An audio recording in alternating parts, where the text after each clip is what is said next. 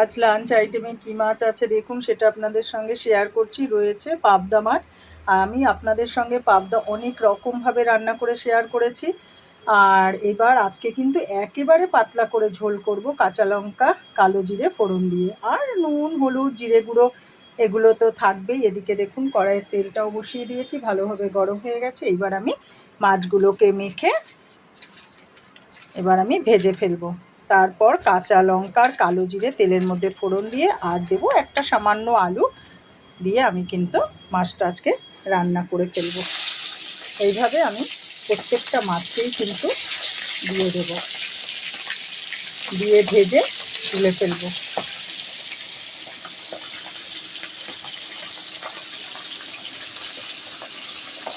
দেখুন দেখতে দেখতে আমার সব মাছগুলো কিন্তু ভাজা হয়ে গেল।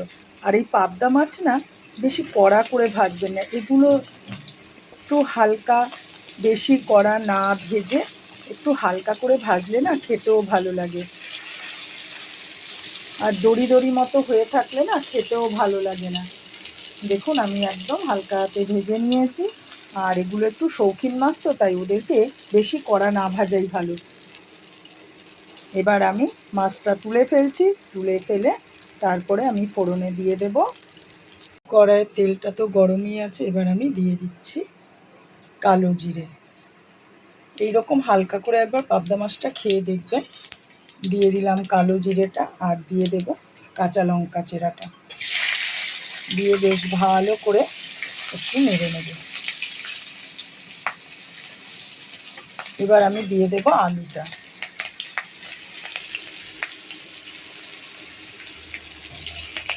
আপনারা যদি মনে করেন আলু দেবেন দেবেন, আর যদি মনে করেন আলু দেবেন না তাতেও কিন্তু কোনো অসুবিধা নেই। পাতলা করে ঝোল, কালো জিরে কাঁচা লঙ্কা ফোড়ন দিয়ে আর নুন হলুদ জিরে গুঁড়ো হলুদ এগুলো তো থাকবেই। মাছের ঝোল বলুন যে কোনো তরকারিতে এগুলো ছাড়া তো আর তরকারি হয় না।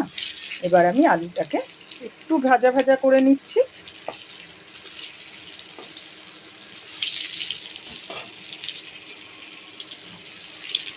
এরপর আমি দিয়ে দেব একটু টমেটো। আর আপনারা তো জানেন আমার কাছে টমেটোটা আমি একসঙ্গে অনেকটা তেলে এরকম মিষ্টিতে একটু পেস্ট করেই রাখি। এবার আমি দিয়ে দিচ্ছি পরিমাণ মতো নুন হলুদ জিরে গুঁড়ো সব কিছু দিয়ে আমি নেড়ে চেড়ে একটু কষতে সময় দেবো। তারপর দিয়ে দেব গরম জলটা। এই কাঁচা লঙ্কাটা তেলের মধ্যে ফোড়ন দিলে কি একটা অসাধারণ গন্ধ হয়। এবার আমি একটু কষতে সময়, দেখুন কষানোটা কত সুন্দরভাবে হয়ে গেছে। ওর গা দিয়েও দেখুন তেলটা একদম বেরিয়ে গেছে। এইবার আমি দিয়ে দেব গরম জলটা। গরম জল দিলে তার টেস্টই হয় আলাদা, আর রান্নাটাও তাড়াতাড়ি হয়। শুধু টেস্ট নয়, রান্নাও তাড়াতাড়ি হয়। আর এবার ঝোলটা একটু ফুটে আসবে, তারপরে মাছ দেবো। আর এই কাঁচা ঝোলের মধ্যে যদি মাছ দিই না, সেই মাছের দেখবেন একটা আলাদা টেস্ট। আর এই টকবক করে ঝোলটা ফুটবে, তারপর মাছ দিলে সেই টেস্ট আলাদা। সব কিছুরই কিছু না কিছু কারণ আছে। এবার আমি ঢেকে দেব। দেখুন আপনাদের সঙ্গে কথা বলতে বলতে মাছের ঝোল কিন্তু একেবারেই ফুটে এসেছে। এবার আমি মাছগুলোকে কিন্তু দিয়ে দেব।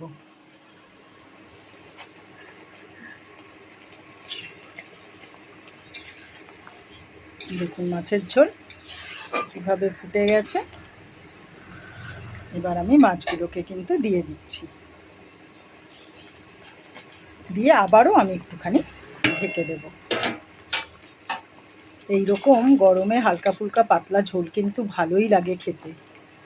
এই যা গরম পড়ে গেল, গরম পড়তে পড়তেই মানুষ অস্বস্তির মধ্যে পড়ে গেছে। এই যে ওয়েদারটা দেখুন, এই আর রাতে বৃষ্টি হচ্ছে, হালকা ঠান্ডা ঠান্ডা লাগছে, আবার দিনে এত গরম সহ্য করা যাচ্ছে না। এবার কিন্তু মানুষের শরীরও কিন্তু খারাপ হচ্ছে ওই কারণে। দেখুন মাছটা কিন্তু আমি একদম সুন্দরভাবে সাজিয়ে দিয়েছি। এবার আমি একটু ফুট হতে সময় দেব, তারপরে রান্না একেবারেই রেডি হয়ে যাবে। আজ কিন্তু কোনো কিছুই দেব না। আর সত্যি কথা, আমার কাছে আজকে ধনেপাতা নেই। আর কালো জিরের যে ফ্লেভারটা, সেটা ধনেপাতা দিলে ঠিক একটা ভালো লাগবে না, তাই আমি নেই আর দেবও না। থাকলেও আমি দিতাম না আজকে। দেখুন কত সুন্দরভাবে মাছ ফুটে গেছে। আর ঝোলটা তো আমি একটু রেখেছি, কেননা আজকে একটু পাতলা ঝোল করব বলেই দিয়েছি আপনাদের সঙ্গে। এভাবেই আজকের পাবদাটা আমি আপনাদের সঙ্গে শেয়ার করলাম। যদি ভালো লেগে থাকে অতি অবশ্যই লাইক কমেন্ট শেয়ার করবেন, আর ইউটিউব চ্যানেলটা ফলো করলে অতি অবশ্যই সাবস্ক্রাইব করে দেবেন। দেখুন আপনাদের সঙ্গে কথা বলতে বলতে মাছের ঝোল কিন্তু একেবারেই রেডি হয়ে গেছে। আপনারা কিন্তু অতি অবশ্যই করে খাবেন এইভাবে। হালকা ফুলকা মাছের ঝোল খেতে কিন্তু ভালোই লাগে। সব সময় যে সব রকম বাটা দিয়ে খেতে হবে এরকম কোনো কথা নেই। এরকম মাঝে মধ্যে হালকা ফুলকা মাছের ঝোল খাওয়াই যায়, বলুন।